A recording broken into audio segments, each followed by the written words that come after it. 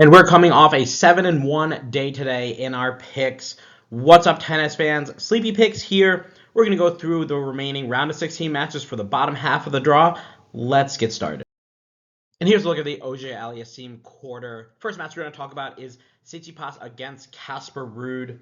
And Tsitsipas getting through a good match against Merida. You know, this match could have gone a totally different way in the first set. Merida having tons of chances to break early on, and I liked the adjustment that we saw from Tsitsipas. You know, he went from his first 2 or 3 games with Merida having multiple break points to holding at love later on in the first set. And one of the tactics I saw him implement was one of his favorites, the serve +1. He was able to just place his serve a lot better and then set himself up for the next shot.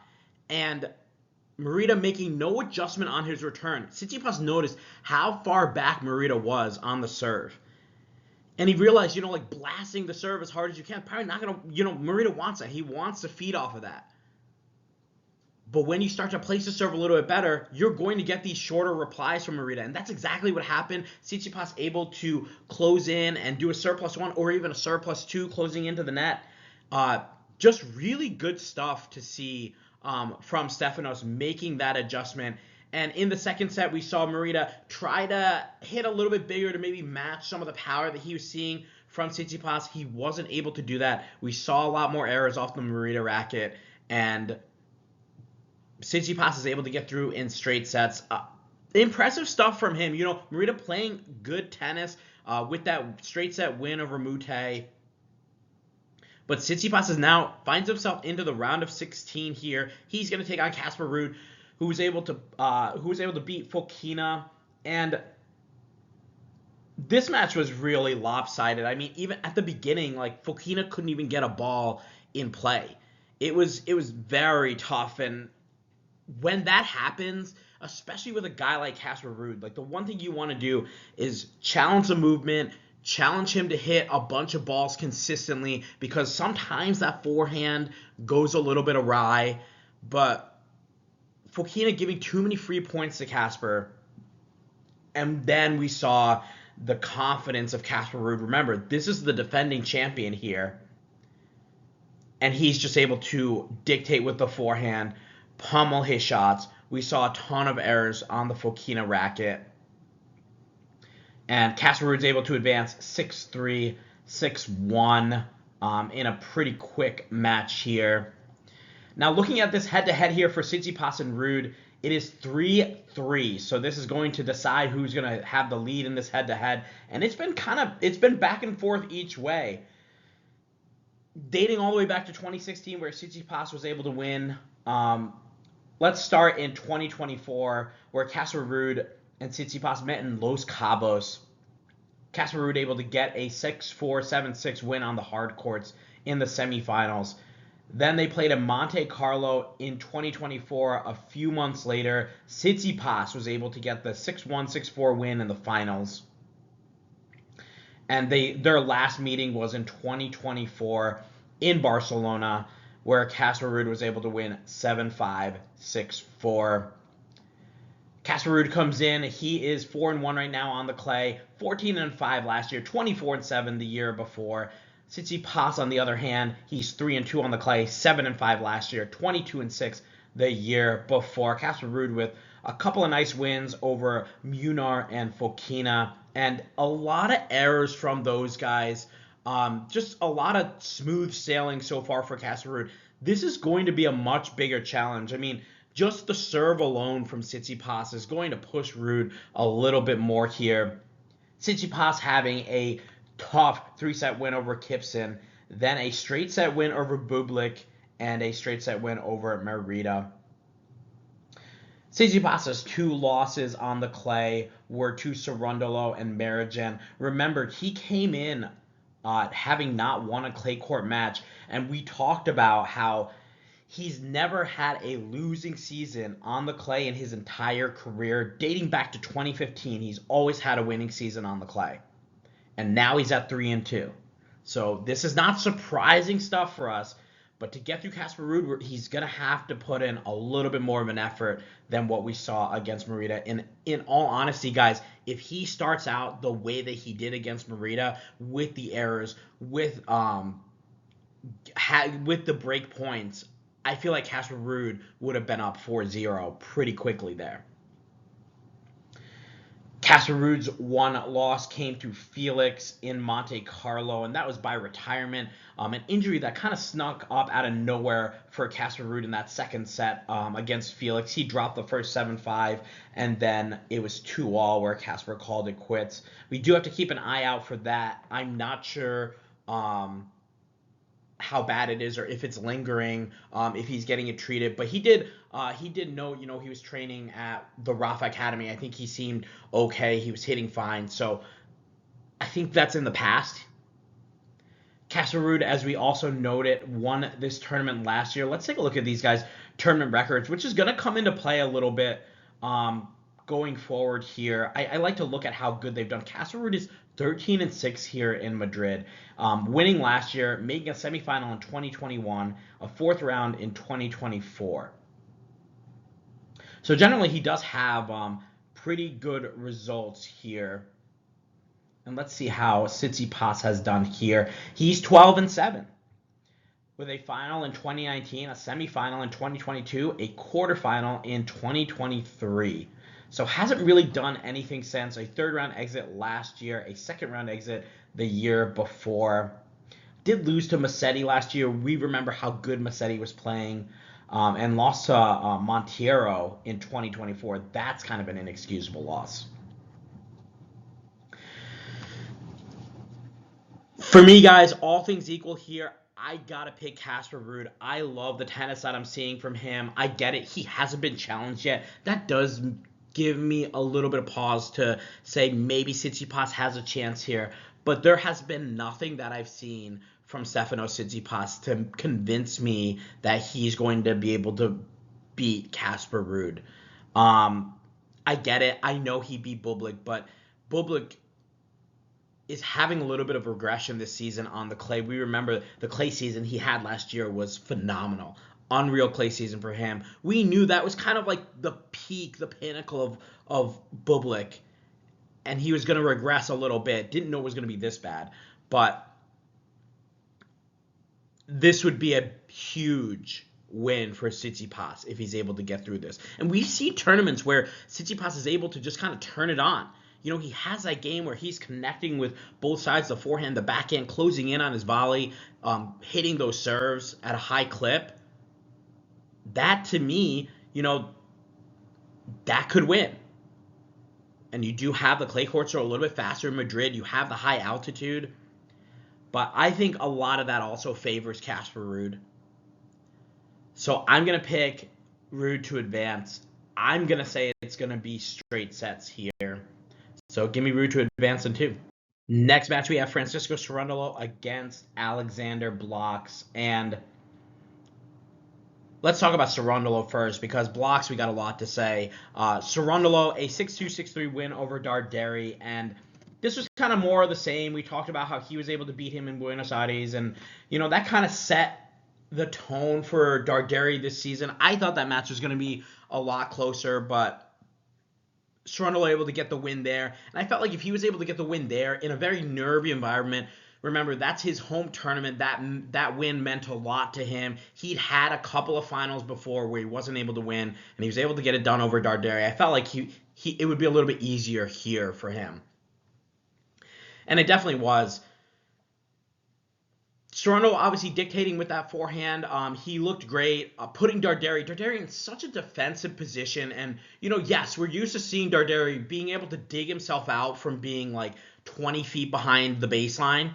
But he hasn't been able to. I've seen so many times where he's back there and he's not able to find the offense to bring him back to the baseline. And he just stays stuck back there, and eventually a winner gets hit on him.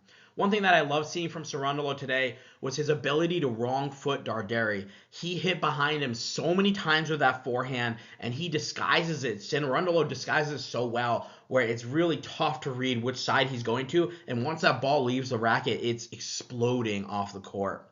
So Great win for Cerundolo. He advances to the round of 16 with a 6-2, 6-3 win over Darderi, avenging his brother's loss there in straights. And the next match was Blockx against Felix Auger-Aliassime. And this was an incredible win for Alexander Blockx. I mean, it's great to see, guys, these next-gen players growing up in front of us, and this is going to be the tennis that we're going to be seeing for years and years to come, with Blockx, Hadar, Landa Luthé, Fonseca, even Lerner Tien, who's still pretty young. All these guys coming in now and really starting to impose themselves. And for me, the one thing holding them back was just getting over the hump. And the one thing we always talk about, consistency of results.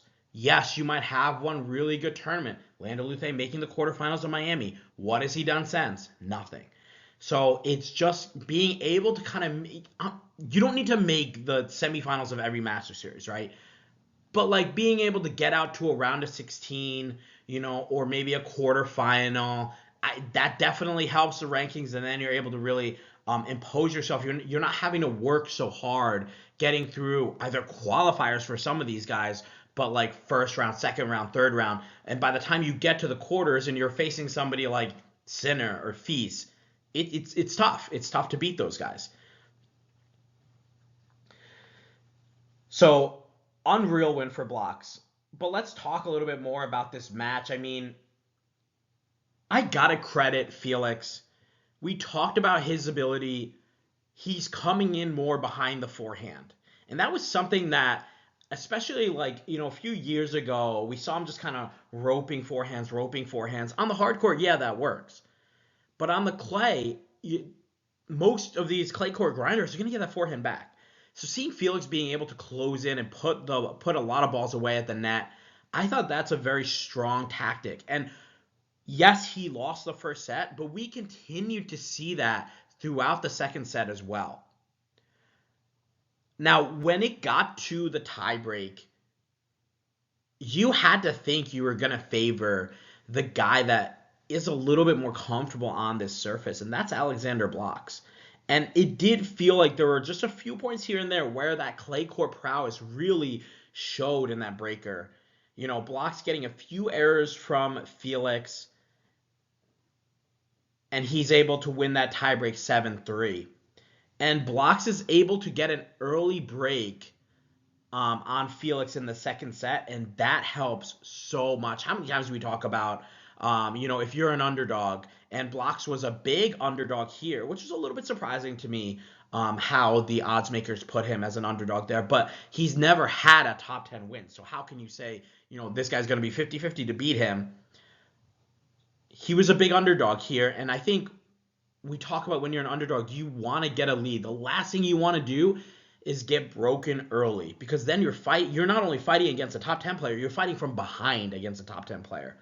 But Blockx was always able to just stay in front, keep his nose in front the whole time, and put a little bit more of that scoreboard pressure on Felix.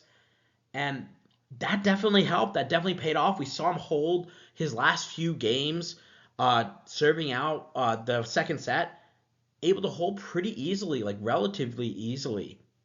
So Blockx advances 7-6, 6-3, and this is going to be a really tough match to pick here. We have Cerundolo taking on Alexander Blockx. No head-to-head for these guys, but not really a surprise there.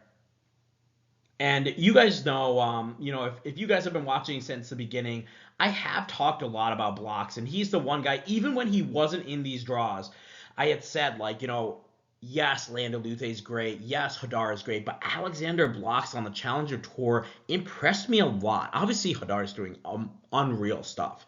But Alexander Blockx really impressed me the most. He was dominating over on the Challenger level.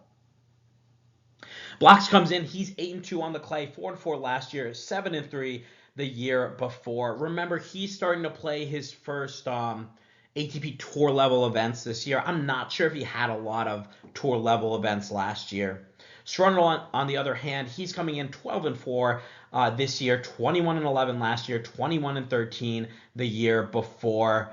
And it seems like, very consistent from Francisco Cerundolo. This is about the round where, this round, maybe the quarters, is about the round where Cerundolo gets dismissed. Cerundolo having a nice win over Yannick Hanfmann. That was a revenge match for him. And then able to beat Darderi for the second time this year, 6-2, 6-3. Alexander Blockx with a tough 3-set win over Christian Garin. And then another tough 3-set win over Brandon Nakashima. And then he was able to beat Felix in straight sets and really shock a lot of people here getting this win. I know for us guys, we talk about this. We're a lot like deep into the weeds of tennis, and this isn't that surprising of a win, but for sure for odds makers, it was a big upset. Blockx only having 2 losses on the clay. One was to Ben Shelton in straight sets in Munich. The other was to Alex de Minaur in straight sets in Monte Carlo. Now he comes up against Cerundolo, who's a much better clay quarter than any of the 3 guys that he has previously seen. And Cerundolo, though, on the other hand, 4 losses on the clay, 2 over in South America. One was to Hanfmann, and I believe one was to Taranti. I might be wrong. Let me double check that. Hanfmann in Chile, 6-3, 6-4, and Taranti, 6-2, 3-1. That was the retirement, remember, where his body just couldn't give anymore in the Rio Open after winning Buenos Aires. The next week, he had to turn around and play Rio, a 500 level tournament. He just wasn't able to do much there. His back was really bugging him. And then he came over to Europe, lost a straight setter to Mahatch. That's a little bit of a head scratcher. And then lost a 3-setter to Zverev in Munich. And that was a weird match because Zverev had, I think it was a 5-2 lead in the first set. And we'll talk a little bit about Zverev's match in a second. But Zverev keeps giving up these leads here, and at some point that's going to come back and bite you. So Zverev had a lead in that first set. I believe he served for the set, and Cerundolo able to come back and win that set. And it felt like the momentum was shifting, but then Zverev just punches him in the face with a 6-0, 6-2 next 2 sets. So this would be by far, if we're picking blocks, like just keep in mind, this would be by far the worst loss for Cerundolo. On paper, watching him, maybe it wouldn't be. But on paper, this would be the worst loss. I think this is going to be a 3-setter no matter what. I think I'm going to go with Cerundolo here, guys. And I really want to go with Blockx. But I just think his time on court here, 5 hours, 45 minutes compared to 2 hours and 54 minutes of Cerundolo. It's not that bad. But I just think the more we look at this, Cerundolo can grind. He's fine playing out these longer points, testing the Blockx movement and the Blockx fitness. I'm going to take Cerundolo to advance here in 3. I think he's going to be able to find that forehand. He's going to be able to dictate a little bit. He's going to play a lot of longer points. And I think once we get to the 3rd set, I think we're going to see a little bit of fatigue from Alexander Blockx here. He would be going on his 7th or 8th hour if they go to a 3rd set. So give me Cerundolo to advance here in 3 sets. And here's a look at the Auger-Aliassime quarter with our 2 round of 16 picks. And honestly, a Casper Ruud Cerundolo matchup would be very interesting. That head-to-head is 5-4 for Cerundolo, but Casper Ruud getting the win last year in Madrid. So that would be a little bit of a revenge match for Cerundolo potentially. Would be looking forward to that one. Let me know what you guys think. Let's move on to the next part of the draw. And here's a look at Zverev's quarter of the draw. First match we're going to talk about is Medvedev against Cobolli. Medvedev able to get through Budkov, Kair, and Budkov, Kair, another next-gen guy coming through. Just a little bit too much today from Medvedev. Medi just able to use the all-around game that he has, the speed that he has to track down a lot of the big shots from Budkov, and we just saw a lot of errors from Budkov. I felt like the moment might have been maybe a little bit too big for him, taking on a guy like Medvedev. I didn't think Medvedev did anything special here against Budkov. Obviously, Medvedev really trying to get through after losing to Berrettini 6-0, 6-0 in Monte Carlo. So this is nice to get out to a round of 16 for him in Madrid. The ball does move a little bit faster here, which Medvedev likes to play on the faster surfaces. He plays a little bit better there because he can't really blast through anyone. So he either has to rely on errors of the opponent or trying to come in and maybe play a few shots in net, or maybe working the drop shot in, which is a little bit funky from Medvedev. But anyways, he's able to get through 6-3, 6-2 over Budkov, Kair.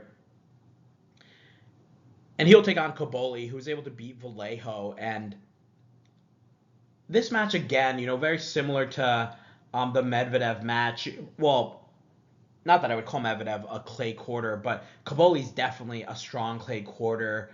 15-6 last year, 7-2 this year. He likes it out here on the dirt, and Vallejo a very strong clay quarter as well, but he hasn't played this caliber of clay quarter, and we could see that, Cobolli just dictating with that forehand, able to take advantage of a lot of these points here, putting Vallejo on the defensive, and there just wasn't really much room to breathe for him here in this match. A great win for Cobolli to get through, because especially considering that Carabelli match, a tough 3-set win. We know Cobolli's played a lot of tennis in the last week and a half, getting to the finals in Munich, losing to Ben Shelton, coming out here, having that 3-setter against Carabelli. This was a nice win for him to beat Vallejo and get off the court quick. He advances 6-3, 6-2 as well. Looking at this head-to-head, it is 2-0 for Medvedev. Medvedev getting 2 wins in 2024. The first one was in the U.S. Open. It was a 6-3, 6-4, 6-3 win for Medvedev in the third round. And then they played again in Beijing on both of these are outdoor hard courts. Then they played in Beijing. It was a 6-2, 6-4 win in the quarterfinals for Medvedev. So Cobolli has not gotten a set off of Medvedev. Extremely interesting stuff there. Are we going to be able to see Cobolli? Because for me, guys, I'm coming into this match. Obviously, I feel like the Cobolli tank's probably at 75% right now. But I still like him to take out the likes of Medvedev. I'm looking at if they have the odds posted here for this match, and I don't see any just yet because I'm curious who they're gonna put as the favorite. I feel like it might be close, like a 50-50 shot there. And if that's the case, I feel like you gotta pick Cobolli. He's playing unreal clay court tennis. Cobolli's coming in. He's 7-2 on the clay, 15-6 last year, 10-9 the year before. Able to beat Carabelli in 3, Vallejo in straights. Medvedev, on the other hand, he's 2-1 on the clay, 6-4 last year, 11-5 the year before. We know this isn't Medvedev's favorite surface. Medvedev able to get through a tough 3-setter against Marijan, and then a straight set win over Budkov. I just really, for both of these guys, they got through matches that we've expected them to get through. Did I think the Marijan match was going to be tricky for Medvedev? Yes. Did I think the Carabelli match was going to be tricky for Cobolli? Not really, but he was able to kind of, tough first set, and then able to win 6-1, 6-4. The clay and the way these courts play is much different than Munich, so I believe it just took Cobolli a little bit of time in the match play scenario to kind of adjust and calibrate to the court. And once he did, he started to realize, I mean, how often do we see against Vallejo that kick serve that he's using to just get the ball off the court on the ad side? And guess what? Where are they going to put it? They're going to put it right to the forehand for Cobolli, and he's going to be able to crack that thing. That's been a nice pattern that we've seen. Is he going to be able to use that against Medvedev? Maybe, but we know Medvedev, known as the octopus, he's able to get everything back and able to get it back effectively. So I don't think we're going to see many sitters off that kick serve from Cobolli, but it did look lethal today against Vallejo. This is going to be a tough match here, guys, but I gotta go with the guy, the hot hand. We've been talking about him all week. I gotta go with him to advance here. I think he's gonna be on one leg maybe after this match. I think it's gonna be Cobolli, probably in straight sets here. Would surprise me if Medvedev was able to take a set. Cobolli's never taken a set off of Medvedev, so for me to say that is kind of wild. But that's how I'm feeling. I think this is gonna be we have a guy that is playing very, very solid clay court tennis and a guy that doesn't like this surface and lost 0-0 in the last tournament. Just beat the number 140 guy in the world. For me, Medvedev's got to prove it to me here tomorrow. You know, if he's ready to go on the clay, he's gonna win this match. I don't care if Cobolli's a little bit tired. I think for Medvedev to win this match, even with Cobolli a little bit exhausted, would be a great accomplishment for him. But for now, guys, give me Cobolli in straight sets. Next match is Mensik against Zverev. The Mensik able to get through Kachanov 6-4, 7-6. Very fortunate to not have to drop that middle set there, because Kachanov had some crazy opportunities there. I think it was 3, maybe 4 set points to convert against Mensik, and Mensik able to save all of them. 2 were on the Kachanov serve. And honestly, guys, that match was, I don't know. It wasn't really a match that I was really entertained by. And for me, like, I was like, this match was not entertaining until it was. Like, towards the end, that tiebreak was incredible, electric stuff from both guys. Both guys trying to do everything they can to win that breaker, and it was a really fun watch. And we remember Mensik getting that tough tiebreak loss to Francis Tiafoe, and it's kind of funny. The score was the exact same. Mensik lost to Tiafoe 13-11 in Miami, and he wins this one 13-11 over Kachanov. Kind of funny, you know, like, I don't know, I feel like if you're Mensik, you're like, oh god, here we go again, another long tiebreak. But at the same time, it's building your mentality, you know. So he's already been in a situation like that, and that was only 2 matches ago for him. So he definitely remembers that tiebreak. There was one, I believe it was 7-6 in the breaker for Kachanov, and he had a point on his serve where he was just bullying the ball and moving Mensik around, and Mensik just reaching out, getting one ball back, getting another ball back, and finally it got to Kachanov hitting a short dropper, and Mensik able to sprint up and hit it past him. And that was just an incredible, like, I don't know how Mensik got his racket on that final shot. Like, that was just such fun tennis to watch. I mean, you know, that to me shows you like how close that was. Literally an inch away from Mensik playing another hour on court.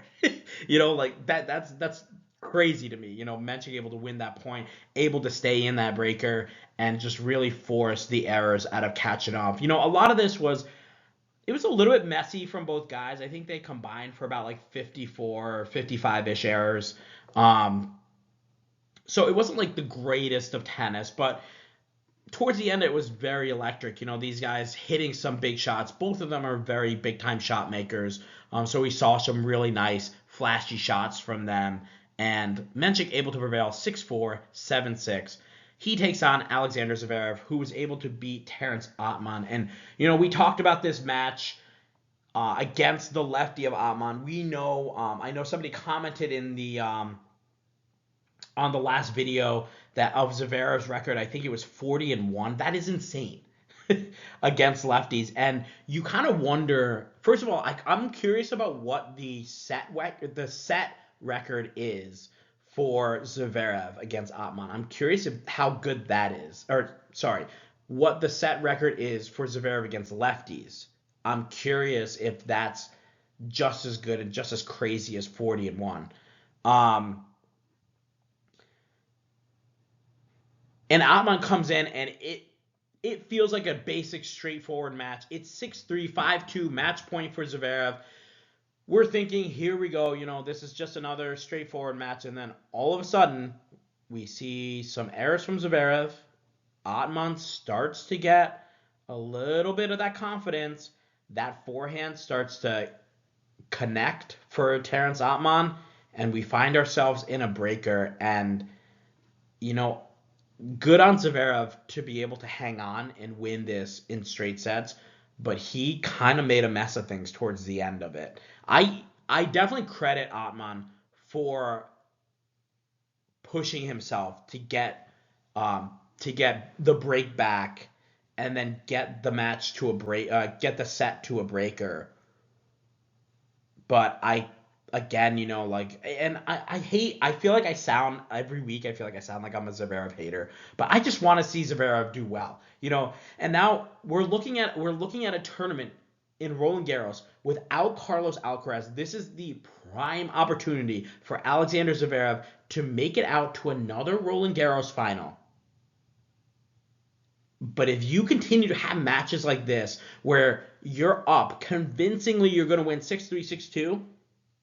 And all of a sudden you're in a breaker, at some point those matches are going to come back to bite you. And that's all I'm going to say, guys, because we're sitting here right now talking about this match, and something tells me we're going to be talking about some crazy Zverev upset in Roland Garros in like the round of 16. And I'm going to be like, well, there you go. He had that match, basically won, but instead he gave it back. I want the best for Alexander Zverev. I want to see him. I want to see him win a slam, because honestly, guys, I think if he's able to win a slam, we're going to see the best of Alexander Zverev. Finally, that weight is going to be lifted off of him. Something that's been weighing him down his whole career. If he can finally win that slam, then I feel like the game might start to take off. He's gonna carry himself maybe with a little bit more confidence. This match became tricky when it really didn't have to be. But Zverev advances 6-3, 7-6. He takes on Mensik, and this is a no record here for these guys. They have not met before. We got Zverev coming in. He's 8-2 on the clay, 18-7 last year, 23-6 the year before. Mensik, on the other hand, is 2-0 on the clay this year, 6-5 last year, 6-4 the year before. Mensik with the only his 2 wins over Dam and Khachanov. I mean, good wins. Hasn't dropped a set on the clay yet this year. But now he's going up against one of the best clay quarters there is. Zverev, on the other hand, having that tough loss in Munich to Cobolli, and that's his home tournament. We thought he was going to be able to, at the very least, get to a final, but Cobolli comes out and he plays just lights out tennis. And Zverev has no answers there, losing in straight sets. Zverev did also lose to Sinner in Monte Carlo, and that was 6-1, 6-4. We talked about how you slow the Zverev serve down, you're going to get more looks at the returns, and that gives Sinner the ultimate opportunity to find the breaks and put a lot of pressure on Zverev. Now he takes on Jakub Mensik, and I think this is... We talked about this before. I have Zverev on my fantasy team. This is a really nice draw for him, guys. I did think, Novoni, the Bucharest winner, that was a tough win for him. Ottman, the lefty, who made a little bit of a run last year in a Masters series. He's got some good wins behind him as well. That was going to be a tricky match. Now he's got Mensik, last year's Miami winner. Mensik not really having that great of a season. 17-6, actually not too bad. But hasn't been able to make it past quarterfinals in Dubai, semifinals in Doha. Those are the faster courts over there. And the withdrawal, remember, against Novak on the hard courts. Able to win Auckland in the tune-up, beating Pericard, Medvedev, Marijan, and Baez, okay. But, we're looking for, Masters results here for Ottman, especially considering what he was able to do last year. So, nice win for Zverev there. Now he's got Mensik. This is... Sorry, I just realized I confused their two names.